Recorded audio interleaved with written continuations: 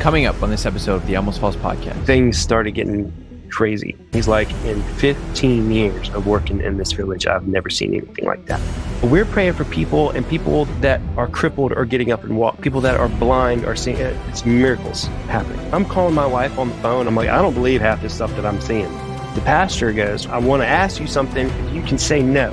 And he says, there's this family, and they live at the top of the mountain. But what would happen a lot of times is the missionaries would come back down the hill and kind of bad stuff would happen. So we go up this mountain. I could feel like a static electricity that was going on.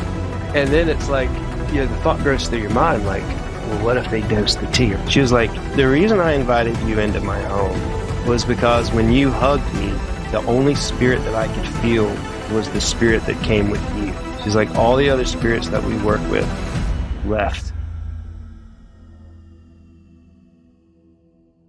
Hello and welcome back to the Almost False podcast, where I interview regular people with incredible stories. Today our guest is Ken Arrington, and I am not exaggerating when I say that he has one of the most unbelievable stories I have ever heard. It went viral on TikTok a few months ago, and today we'll unpack it in a longer and more detailed way.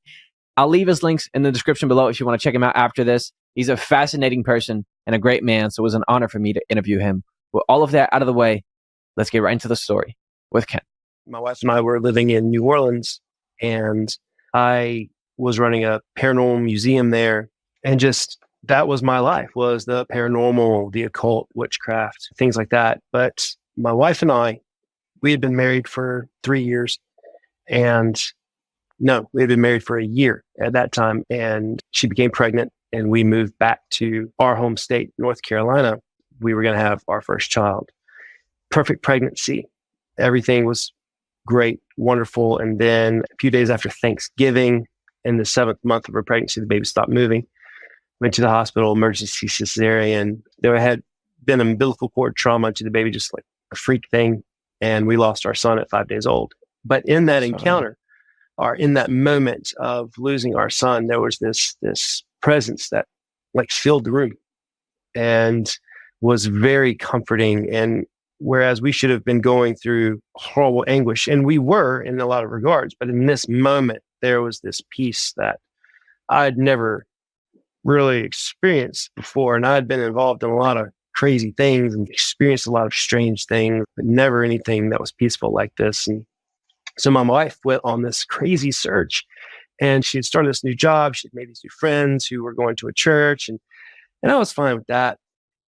She starts going to church, and I didn't mind. I grew up in the faith. I believed in a God. I just didn't necessarily believe in, Yahweh, so to speak. And I had spent a life involved with all different types of religions. And, I believed in like a universal force kind of deal, right? And fast forward a few months later, she starts going to church. I started attending church with her because I love my wife. And I will always support her, even though at the time I wasn't very comfortable with the whole church thing. But we started going to church, and that led to a very powerful face-to-face encounter with Jesus after a couple of months. And I don't want to go too much into details because that's not okay. The focus of this conversation, but like had a very powerful face-to-face encounter with Jesus. And then I had a conundrum. It's like, okay, well, what do I do now? I've had an experience with all these other things, but now I know that Jesus is real. It's different when you know, when it's not something that I'm accepting necessarily on faith. And there is a lot of faith in that, trust me. But when you physically know and there's no doubt anymore, well, things have to change and you have to make a decision. And so my wife and I, we went in head first. Like we did not tread in the shallow end of the pool. It was not just a Sunday morning experience for us. It was our life. It was all of a sudden your whole life changed. Everything. And so we dove into the deep end, and we became those Christians that freaked other Christians out because of the backgrounds that we came from and who we were and the life that we were leading. And then all of a sudden we hit this 180. It threw a lot of people off, even in the church institution that we were a part of at that time. It freaked a lot of people out. They didn't understand our passion, and that scared people. But we had an amazing pastor who became a close friend. And instead of him being frightened of us, he was like, wow, the Lord really has something special for these two. And so what ended up happening is we get invited to this conference with all this stuff's going on. And there's this guy, I don't know if you've ever heard of him. His name is Georgian Banov.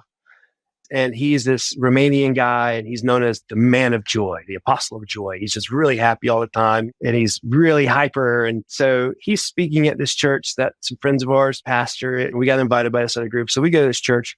He all of a sudden makes this call. He's like, anybody who wants to be a missionary? I feel the call of missionaries. I'm butchering his accent right now, but he's like, come to the front, come to the front. And my wife beelines like Moses through the Red Sea, man. She's like, cause that was a serious part of her heart, and she goes walking forward, and I'm like, oh crap, man. Because I didn't want to be a missionary. I had grown up in church hearing the horrible stories of missionaries. Oh, my life's so horrible. I need money. Give me money. That sort of thing. And I was I don't want to have anything to do with that. But she's filling this call. See, she goes up, right? And so I'm like, oh gosh, all right. So I follow her, and he's coming down the line. He's praying for people. And that dude gets to me and puts his hand on my head. And I wake up I don't know, sometime later, just laughing and giggling. I've had this crazy experience. Where did you wake up? Dude, it was crazy. I had grown up and I had seen all this fake falling out in the spirit stuff, that people have done. Mm-hmm. I grew up in a Pentecostal household at the time, and people getting, slain in the spirit, tapped on the head. And I had seen people fake that growing up. Right. So I thought it was all fake. I was like, this stuff ain't real. It's just mass hypnosis, mass hysteria, collective hysteria, blah, blah, blah. That day I went out. I was out cold. And when I woke up, I remember just my sides hurt because apparently I had just laid on the floor and laughed for 20, 30 minutes. The craziest stuff. I was just what is this? What? Right. And so I get up and but all of a sudden I'm like, all right, this mission work might be cool. Right. So within, I think 2 months, we were in India. Wow. That went quick. And we were in the deepest, darkest parts of in the slums, seeing crazy stuff and praying for people and stuff out of movies. And I was just all right, Lord, this is getting a little intense. This is a little weird. And I went back to India another time. And my wife and I, at that point, we were all right, this is our life. This is what we want to do. We want to be missionaries. We want to go to the hardest places. We want to go do this, that, and the other. And we were trying to put together, how can we move? My wife and I, we were how can we move to India? How can we move somewhere abroad? We're being called abroad, right? But everything kept falling through.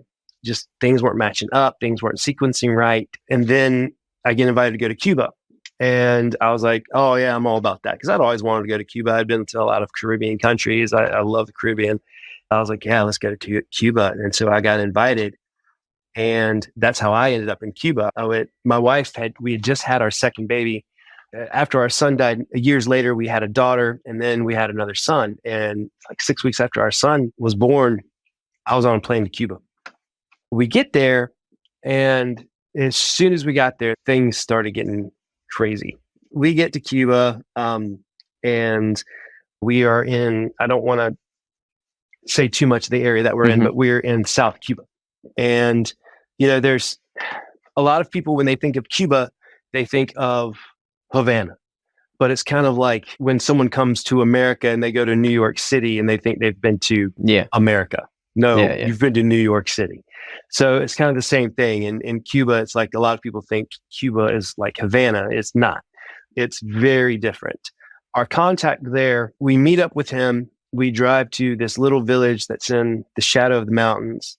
And and as soon as we go to his house, we're just hanging out, kind of getting acclimated. It was really hot. It was February, but it was really hot. And the pastor that we're meeting there, he's like, well, hey, do you want to come to our little church? And basically it was just, it's not a church the way we think of church. It's basically just kind of like a big concrete, open space. Because if you have a church in Cuba, if it gets too big, the government will step in and they'll reallocate the building, and then they'll put you back in a little building again. Wow. So he invites me to go look. Let's go look at his church. And he's proud of his church, and he should be, because he's worked really hard. And we walk over to his church, and on the way over there, there's this woman, and she's wearing black dress. It's kind of the standard housekeeper wear.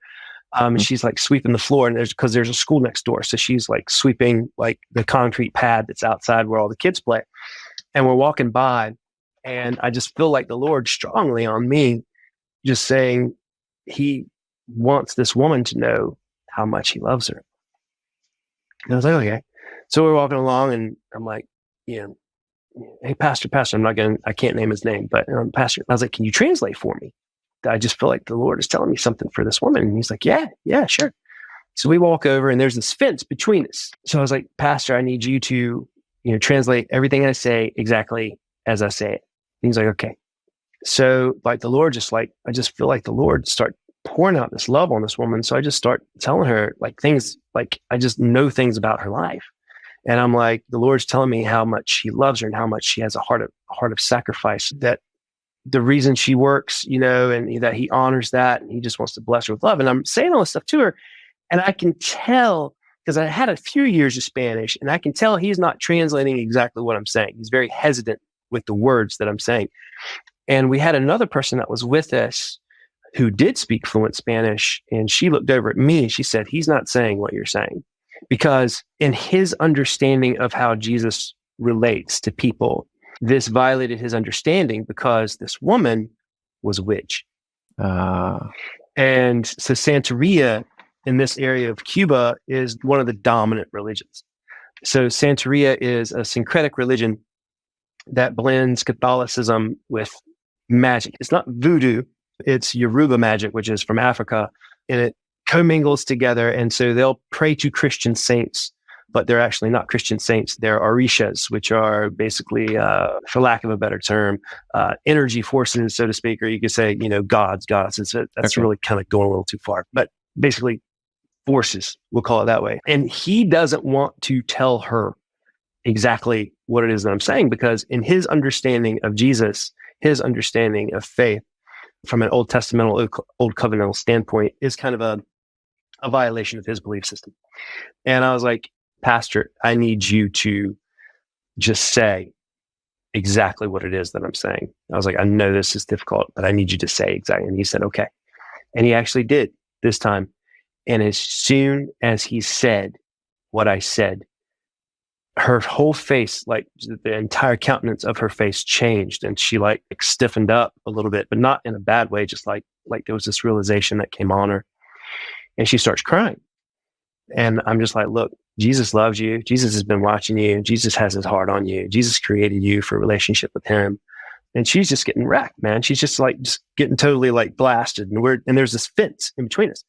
So we go into his church, and next thing you know, like 2 minutes later, she comes around the corner and she's like holding all these little idols. In the Centurion faith, there's a necklace that you wear. We call it a puka shell necklace.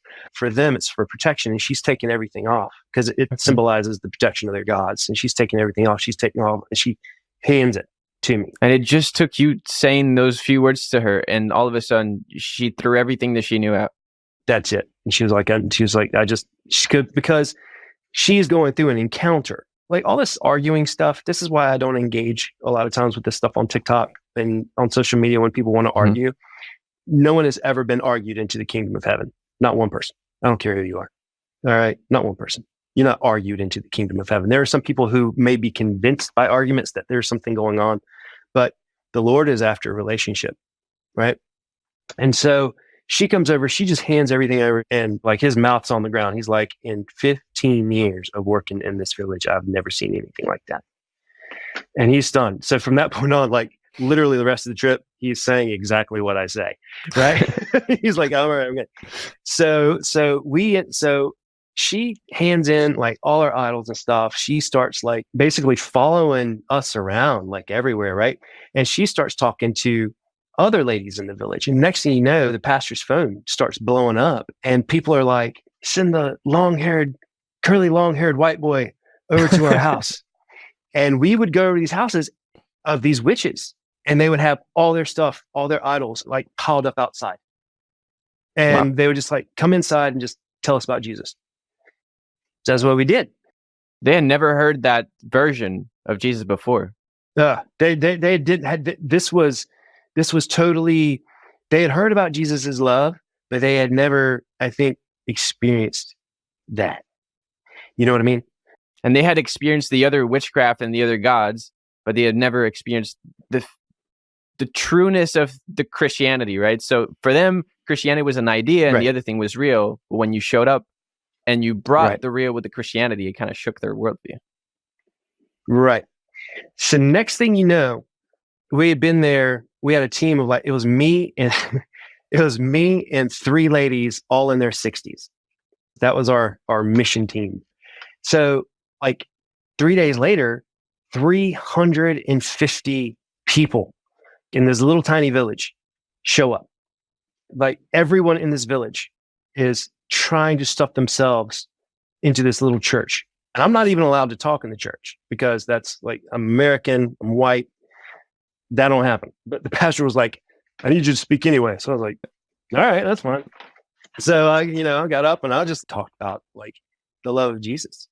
And I don't know if it's a frequency that was being released for that time, but things were happening and people, like I said, man, I'd been to India numerous times. I'd done mission work across the United States. We did stuff in church, all the time, but we're praying for people and radical things are happening. And if you watch any of my stuff on TikTok, if you watch any of my stuff on social media, you know that I'm a very rational, logical, historic verification type of person. Yes. But we're praying for people and people that are crippled are getting up and walk. People that are blind are seeing it's miracles happening. And all of a sudden, these stories start to spread to these other villages.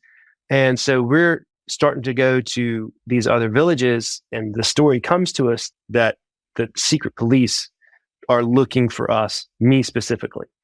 So we do everything by foot. There's no car driving anywhere. We're walking everywhere. And the pastor is like, if you see a moped with 2 guys on it, look the other way. And I'm like, okay, and there's all these mopeds with 2. And I'm like, dude, every moped has 2 people on it. He's like, just look the other way. Yeah, and I'm like, all right. But it was a lot of fun, just like watching the Lord work. And there was a moment where the police showed up. We were walking from one village to another, and we, as Americans, we were there on tourist visas.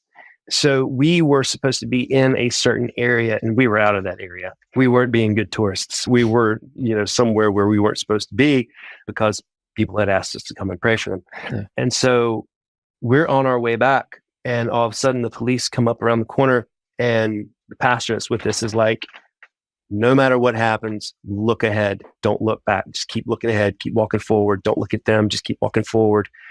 And they start slowing down as they come approach because it's pretty obvious. I mean, it was me and this other woman. We're the only white people. We kind of stick out, and so we're walking, kind of down this hill. And it's like I just know they are coming for us. They're finally tracking us down. They finally got a reason to kind of do something. And just then, dude, just then, about 150 goats come out of nowhere and walk across the road and stop. And the police can't get past the goats. And they're like honking the horn and they're like doing, and it's this little road. It's not like, it's not like a road. It's this little mountain road. And so like it literally, there's like 150 some odd goats just standing in the road. And not crossing, just the car standing in the middle of the road, blocking the police. Just walked up into the middle of the road and stopped in the middle of the road. And at that point, our contact's like, walk faster. I know a path. So we leave and we like go through the woods, and that was that. And so it was just like all types of weird little things going on, like just weird stuff where it's like you stop worrying about things because at this point in time, you're like, all right, well, if this all is happening, the Lord is obviously keeping us safe. Yeah. So start getting a little bolder. And so we're back in this village and we're there for a few more days and crazy miracles are happening, stuff that I have a hard time in my rational mind still looking back today and going, did that really happen? Like, did that really happen? Like prayed for a dude with brain damage that had multiple nerve damage in like it hadn't been able to open his hands in years. And he was really high up in the Cuban military before he retired. He had heard about us. So he called for me to come over, and this dude's got like gnarled up hands. He hasn't been able to open his hands in years. And we just start talking to him about, the love of Jesus and how Jesus, like wants to see it. Like I'm feeling like, I'm supposed to say it. And like there's a lot of me that's like, I don't want to say this because I don't want to give this guy's hopes up and nothing happened. Right. Like that thought's going through my mind. Yeah. And I'm just like, man, you know what? I'm just gonna, I'm going for it. And I was like, I feel like the Lord wants to see your hands open up. And his wife's translating, and she's just like, she's been dealing with this dude for like 20 something years with his hands all gnarled up, right? Yeah. So we start praying for him, and next thing you know, his like hands like start opening up, and then he starts like moving his hands back and forth, and he's screaming, his wife's screaming, running down the road, and like in happiness, like all this crazy stuff's happening. And it's just like, what the heck is going on? And it's just Jesus. Like I took the model from like what the Bible said, and when Jesus, when he would heal people, he never healed anybody the same way twice. And it's like we go through all this stuff in our Western minds. We're like, oh, well, people aren't getting healed because they've got unforgiveness, or people have this. That's all garbage. I'm telling you right now, that's all garbage. Like, because that is not in the Gospels. There's nowhere in the Gospels where Jesus said, I would heal you, but you have unforgiveness in your heart. He never said anything like that. He's like, all right, by your faith, you're healed, and so all this stuff and beyond belief. I'm calling my wife on the phone. I'm like calling her up on the phone. And I'm just telling her everything that's going on. I'm like, I don't believe half this stuff that I'm seeing. You even being there and witnessing all of it, you were having trouble processing all of it in your head. I'm having trouble, man. Like I'm having trouble, and I'm wrecked because it's not me. Because I can tell you, I played for plenty of people, and ain't nothing happen. You know what I mean? I'm being honest. I've prayed for a lot of people, and ain't nothing happen. But here I am there, and like all this stuff's going on, right? And I'm like, all right, Lord's doing something, man. Lord's doing something. He's setting something up. And found out that they had tapped our phone. So the government like was still keeping tabs on us. They knew what we were doing, but the last day, or the day before the last day we're there, the pastor goes, well, look, I want to ask you something. He's like, but you can say no. And I was like, okay. And he says, there's this family and they live at the top of the mountain. And I had heard whispers of this family. Like when we were there, like when we would be praying for other people who were involved in Santeria and things like that, there was this talk about the family at the top of the mountain. So the pastor says, hey, look, there's this family and they live at the top of the mountain, and the family generationally has been at the top of the mountain for as long as anyone can remember. Because a lot of Santerian magic, their belief system, their orishas, et cetera, they're passed intergenerationally.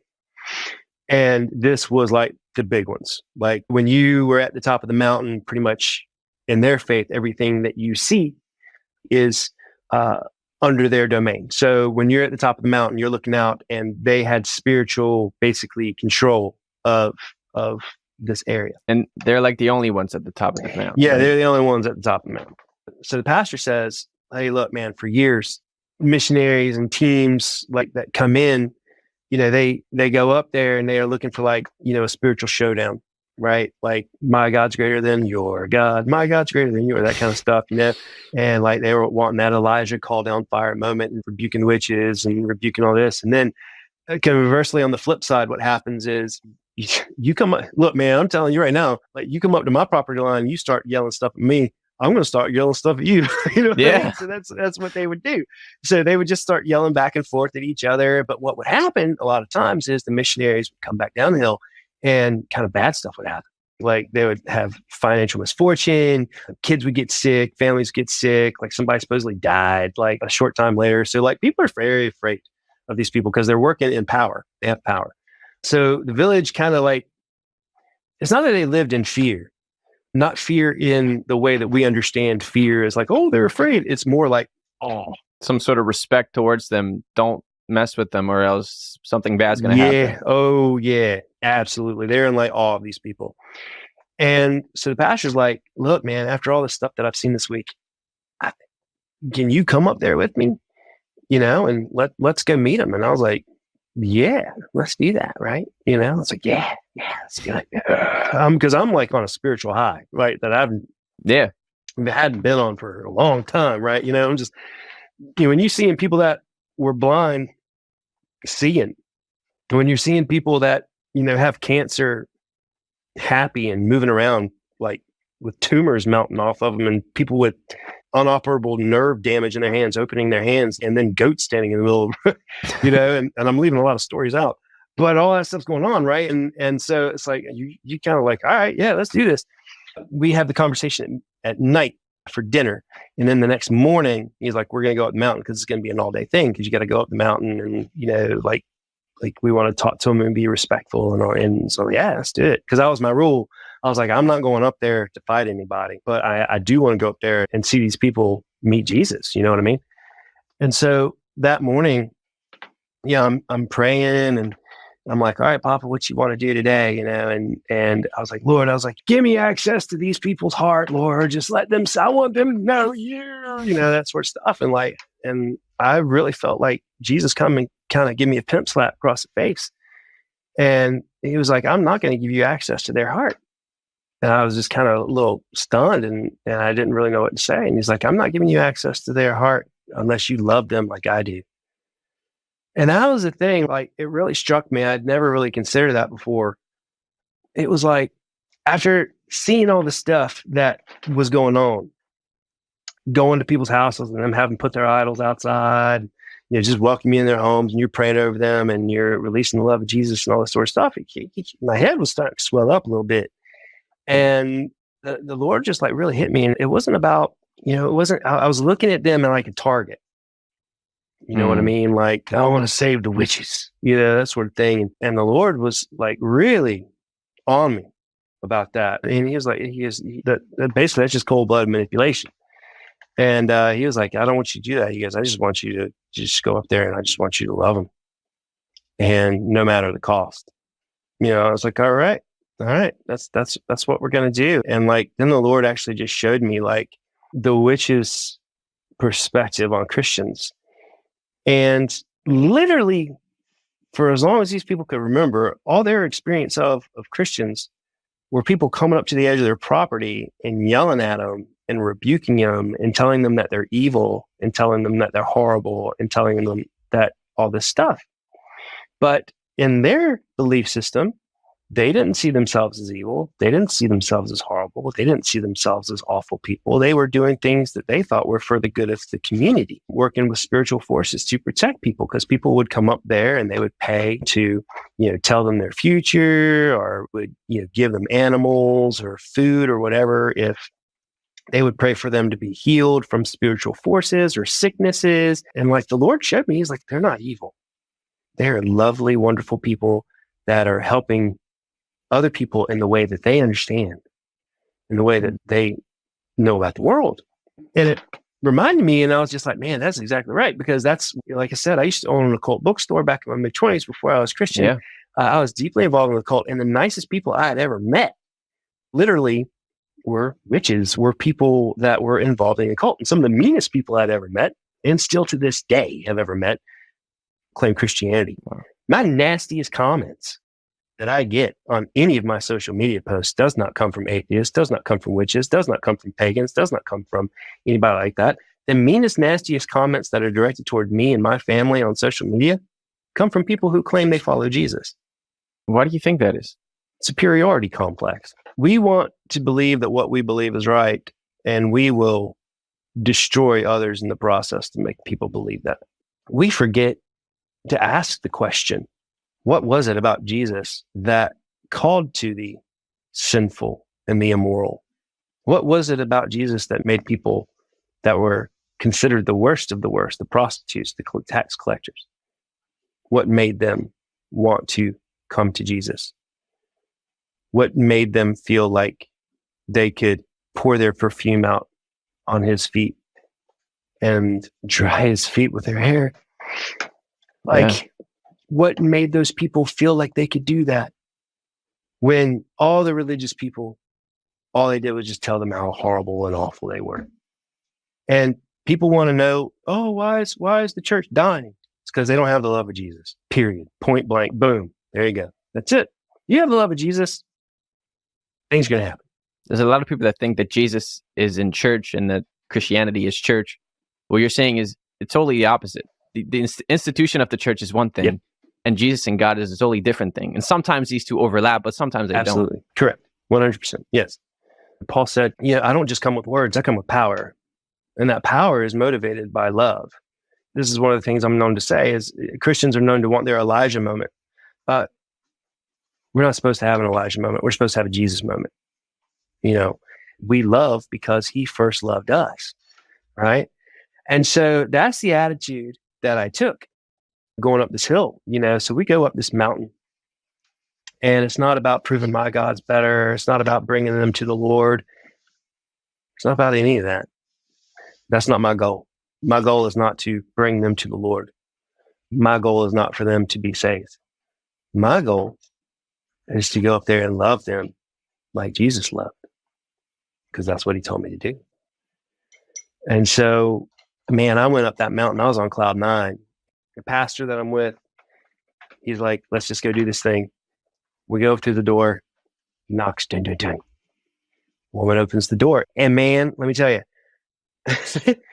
there was this woman that was with us who, before this trip, had never had any experience with anything like this. And like during this trip, she's seen like the most craziest things you can imagine. So like she's going up this hill and she is just like terrified of what we're getting ready to walk into, right? And we get there and the door opens, and like I remember her catching like her breath because she was just stunned, because the woman that was at the door, she wasn't wearing these robes that were dripping with sacrificial blood and all this crazy stuff. She was just a woman wearing a tank top and a pair of jeans, and looked like any lady that you would see at a Walmart or a Target, right? She didn't look like some scary priestess of darkness and all this silliness, And I knew to expect that just because of my past. I knew that, they're normal people. So she steps outside in Spanish. She's, can I help you? And the pastor introduces me. And by this point, he is just literally repeating everything that I'm saying. His whole grid has been rocked, and so he's just like, I'm all about this. Let's do this. And so he tells her exactly that. I said, look, my name's Ken. Thank you for meeting me. I just want to come and bless your house. And I just remember like the flutter of her eyes, like her head kind of rocked back, because she had never experienced anything like this from a person that, says they know Jesus, right? Yeah. And she's like, see, yeah, okay, yeah, all right, let's see where this thing goes. Like she had this look of curiosity in her face, right? And so she invites us. I was like, can I have a hug? Because in this part of this country, it's customary to, when you meet someone new for the first time and you're coming to the house, to give them a hug and a kiss on the cheek. Okay. And so the woman that was with us gives her a hug and a kiss on the cheek, and then I give her a hug. But when I give her a hug, I felt like I was electrocuted, man. It was one of the best hugs I've ever had in my life. And I've had a lot of hugs, but it was just like I just felt like I knew this woman. Like she put her arms around me and she just like held so tight. And I just held, and I could feel stuff going on in the spirit. I could just feel it. I could feel like a static electricity that was going on. And after we hugged, we separated, and she's just got like tears running down her face. And she was like, yes, please come inside my home. And we go inside, and her husband sitting across the room. Now, I'm trying to put this in a way that people can understand. So like going in this house, it was like this large open area where they would bring people in to pray for them, and they would do their rituals and stuff like this. So you've got all this stuff on the walls, and you've got animal skulls and like jars like full of like herbs and stuff like that. It's kind of like something out of a movie set, to be honest with you. And like all this stuff is set up, and her husband just stands up and he's like stunned. Like, who the heck is this long-haired white dude doing in my house? And he's standing with the preacher man, and he's like, what is going on? So immediately, like, he gets up and he has like white dust all over him because he's been doing divination rituals, basically like with these shells. You rattle shells and you throw them down. And when they land, you kind of like, it's kind of like casting lots. You kind of say, this is the will of, the Orishas or whatever. So he's like literally right kind of in the middle of ritual like when we show up. So he stands up, I look right at him, and I just walk right over to him. And before he even has a chance to do anything, I just reach out and I grab his hand, and I'm just like, I'm so honored to be in your house. Thank you. I just want to come and bless your house. And he's just He doesn't know what to say. He's just like looking around, and his wife is like nodding at him. He's like, okay. Because the only thing they had experienced from people that looked like you, because there's not a whole lot of them over there, right, is hatred. Yeah, in this part of Cuba, yeah, these are the little villages. This is not a city. This is not a town. This is in an area that is known for generations and generations and generations of Santerian priests. And so they invite us back for tea.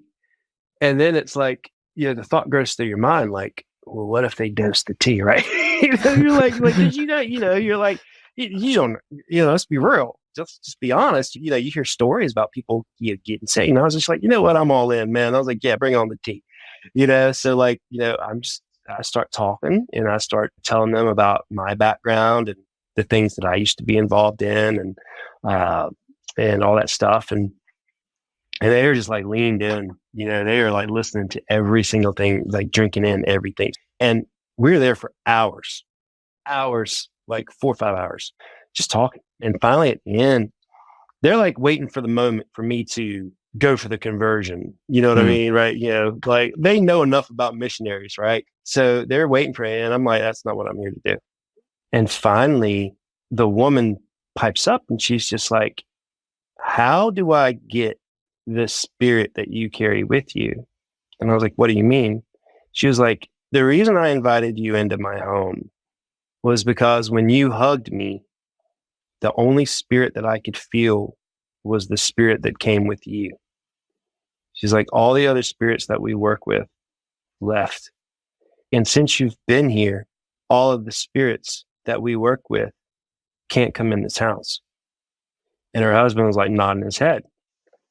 So all of a sudden I realized, I was like, man, something's happened. Like, this is huge. This is like really amazing. Because I'm not, I didn't come in there before I walked in. I was like, oh, Father, bless me. None of that stuff, man. I just wanted to go there with Jesus' love and get to know these people and hear their story, and then tell them my story. And so that's what we did. So the woman's like, how do I get what it is that you have? And I was like, well, this is the catch with that. I was like, if you want what I have, those other things that you're working with can't stay in the same space. And she was like, it's impossible. I remember she started wringing her hands and she started saying, it's impossible, it's impossible. And because in their culture, this is the thing that people don't get in Western cultures. When you're in a culture that has familial gods, okay, so gods that are passed down generationally, right, that you honor, right? Christian deliverance ministries try to call them familiar spirits and stuff like that. But when you have these spirits that you work with and idols that have been passed down generationally, that's like your family's history. So I'm realizing as this conversation, like all the stuff that's been going on while we've been in this country of people turning in their idols, they're literally turning in their entire family's history. They're literally surrendering their inheritance to receive a different kind of inheritance. And that was a really powerful moment for me because I was just like, wow, these people are literally giving up everything they are or they've experienced because they're experiencing something different that is touching them in a way that they have never experienced. And she's like, it's impossible. She's like, my family, like we live here, like we'll literally have to surrender everything. And I was like, look, I didn't come up here to convert you. I just came up here to bless you and bless your home.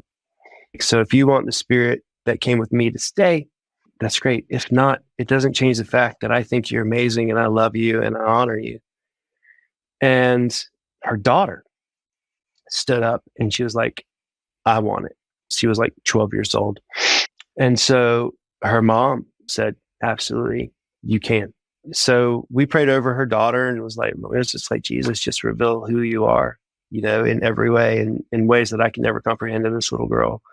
And that was that. We left with hugs, like big hugs. And like, thank you so much. I want, please come back. And the next time you come, please stay with us, that sort of thing. And it was amazing. So we go down the hill and the pastor's like, man, in 15 years, we've never seen anything like that. Those people, like, I've never seen them like that. I had no idea. But this is the deal. What happened was On leaving Cuba, I get detained at the airport. They give me some grief. They go through my clothes. I'm surrounded by like dudes with big old AK-47s and all this craziness. I ended up making it onto the plane. They end up letting me go. But we find out a very short time later that that family, because of that experience, did end up indeed basically giving everything for Jesus. Wow. And it was because of the changes that they were seeing in their little girl. Like, she was having these terrible nightmares. They just stopped. She was having these physical issues, stopped. She's like healed, like all this stuff's going on. So now that couple is actually, they're missionaries. Wow. And what they do is they go to all of the other areas, through the valleys, through the mountains, and they speak to other priests and priestesses like them.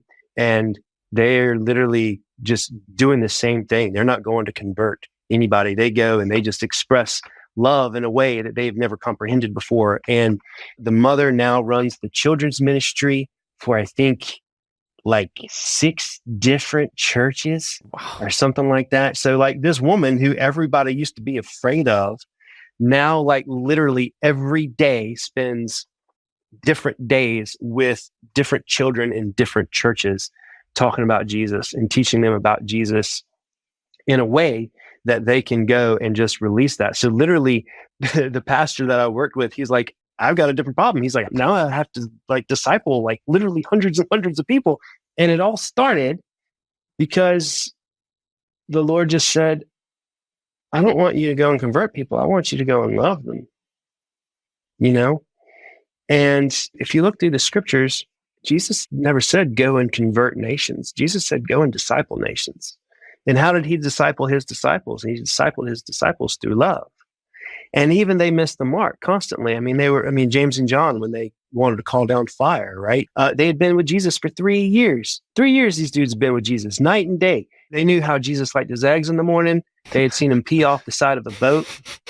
Let's be real. That's We don't true. like to look at Jesus this way, but let's be real. It's true. Okay, this is how they knew him. They knew him intimately. They had been with him through thick and thin. They had seen him do massive healings. They had done healings in his name.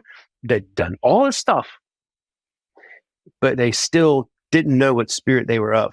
And that's a warning sign for all of us, I think, is that a lot of times we want to get in pissing contests and we want to prove that we're right and everyone else is wrong, you know, and all this garbage. And Jesus doesn't care about any of that. Jesus had one directive.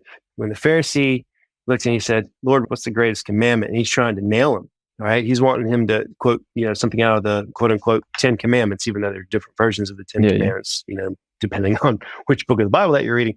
But instead, Jesus hits him out of left field with something out of Deuteronomy. Love the Lord God with all your soul, all your heart, all your mind, all your strength. Second command is like it. Love your neighbor as you love yourself. And the first thing we tried to do, the first thing that the Pharisee tried to do when Jesus said that, he said, well, who's my neighbor? Because he's trying to put qualification on who Jesus said it is for us to love. That's what we do. That's what religion does. It attempts to put qualification on who is accepting of Jesus's love. We do it with our Muslims deserving of Jesus's love, our LGBTQIA people deserving of Jesus's love. You can literally list them off. Yeah, and the answer is yes. Everyone is deserving of Jesus' love.